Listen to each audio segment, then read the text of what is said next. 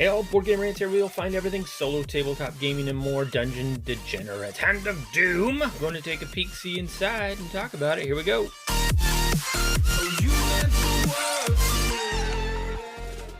Alright, getting down, getting comfy. Subscribership is at 686. I thank you very much for that, and thank you for joining me here. We're going to take a peek inside this game, which I have waited a long time to pull the trigger on, because it was just another dungeon crawler.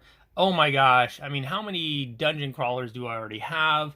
Let's see, over there, I haven't even opened yet. Got some Thunderstone Quest stuff, some Sword and Sorcery, getting to that. But, you know, I could just kind of glance through here. I don't even have Gloomhaven here, it's in a different room. But dungeon crawlers are a dime a dozen. And I didn't really see any reason to pull the trigger on this until... well, what was it? I think, okay, the biggest thing was that it was on this huge sale. I'm not going to lie. It was 50% off. But also, too, it has made some lists, some good lists, some people that I trust their judgment, and also on One Player Guild on Board Game Geek. So yeah, so I did. I picked it up, and it is also pretty darn zany looking. Now, I've never had a problem with the art. A lot of people do, but I've not. So it is just like something I might see. We have this place called, you know, Spencer's Gifts, which has a section where they'll have this sort of coloration and black lights, so the thing glows. I don't know if this would glow, but I mean, it looks like it would glow. You'll see more as we get inside here, but I don't think I'm going to read all this, but there's, you know, 20 missions. We've got the Worst Strike. I don't know if I'm saying that right. It's an empire in decline.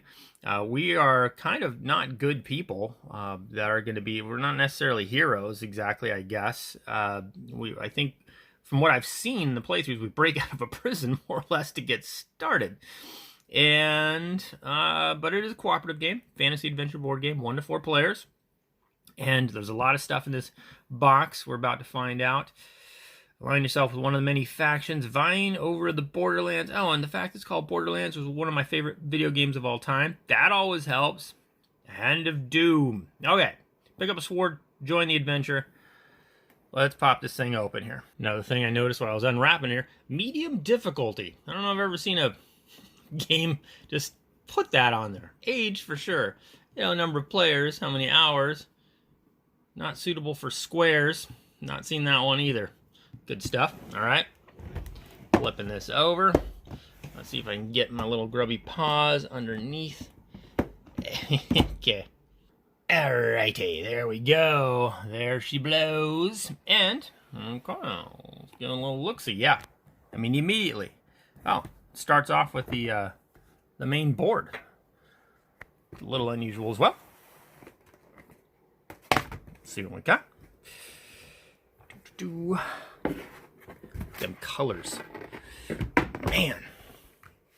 I've heard all sorts of comments on the colors. You know, obnoxious is one I remember reading. I don't know, I'd call it obnoxious. I mean, it looks beautiful to me. I like color, you know, over non-color. Blackout Hong Kong, talking about you. And yeah, but very, very fun names too. Slavers Passes. That's not exactly a fun name. Why did I start with that? Let's go with the Tunnel of Terror, Pigskin Port, and oh, there's some other fun ones on here too. Fishmonger Camp. But these are broke up into sections, and I know that certain areas are going to develop dangerous levels, and so you're gonna kind of, depending on how the game goes, there's gonna be areas you might want to avoid, but you can't because you've got to go somewhere to get something. But it does seem there's a lot of branching too. You can, like, you don't have to follow a certain path. It's pretty open-ended, and that's pretty cool too. So let's see here what else we got. Looks like we've got the player mats here, and so 8, I think, is what I've read that there is in here. Hinterlander, Void Witch, Corpse Burner, more fun names. Mercenary Alchemist, Vermin Hunter, Bloodsport Brawler, that's only 6. Maybe there's only 6. But in these, also, I mean, they got kind of your standard agility, constitution, magic, morale, perception, strength. I like the way the mechanic is done where it's just you're rolling basically 2d6, and if you get equal to or less than your number, you're going to pass a test. So the passing of tests has a cool mechanic to it, and there's also, depending on your stance, well, let's see, there might be a better time to bring all that up, but let me continue on. There's a different stance you can kind of take that's going to give you boosts to your rolls, which is kind of it seems like a pretty smooth mechanic all in all. Here we've got some icon reference, more very vivid colors. Goes over the combat rounds. Very cool. Combat dice. Assault. See, here's our stances with your defense. You can assault or guard, with your attacking, and it gives you, there's this power dice, or I think it's called a power die, that can help you manipulate your rolls, so you're not totally at the mercy of luck and whatnot.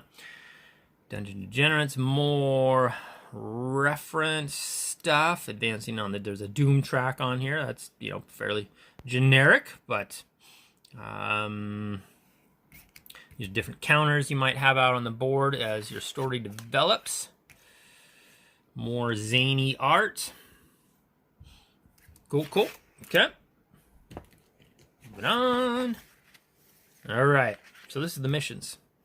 Not the rule book yet. Here's the missions and introduction, using the missions, starting campaigns. I know you can play in campaign. You can also play one-offs on this. And very nice. Pretty, doesn't seem like the thickest booklet, but the pages are very thin. And so there's seemingly a lot to it. Quite a bit to it. Okay. Whoa. That is a lot of text. All right, let's continue on. There we go. That was, yeah, that was some pages to that. 21, 22. Okay. Wow, the background must be a little much for the eyeballs probably while you're watching this. I apologize, but the whole game is like that. So I guess we'll have to get used to it. The rules. So this rule book, I think, is like a 40-page rule book. And we're pretty close, 37, 38. I've gone through most of it, and I've seen some playthroughs, and what I find pretty interesting about this game is that, as involved as it looks, it even says on the back of the box, right, medium difficulty, it just seems like everything's in the right place so that the information you need to have, at the time you need to have it, is like there. I don't know if I'm explaining it very well, but it just seems like it's done very well, so that all the knick-knacky stuff that you would otherwise maybe forget a lot of the times is kind of, it's placed on cards in ways that makes it easier to not miss stuff, and things just kind of it's just like this. Yeah, I saw that in the PDF. There's sort of just a random page here that just, I guess we're into the monsters section, or the dangerous section there. But yeah, just the pertinent information is on the cards in like the right spots, which help you keep things in line, keep track of things, because there's a lot going on, but it really, everything kind of flows together in such a way that you can keep up with it all. So anyway, lots of fun rules and stuff here to go through. Playing the campaign, little save mechanism there. Got some stuff you can run off on a printer. Okay. There's that. And now we come to some punch board. There it is. Of course, you've got your different afflictions that can happen. We got these little tokens. These are going to keep track of danger levels out there as they change and go up or down. You're going to have towns to visit. You're going to have settlements to visit. Different little creatures and critter. I think these are the heroes that we'll play, or the heroes. I call them heroes. Not really heroes, but who you can play. More things here. Just little tokens. Lots of tokens, of course, in a adventure-y, dungeon crawly game.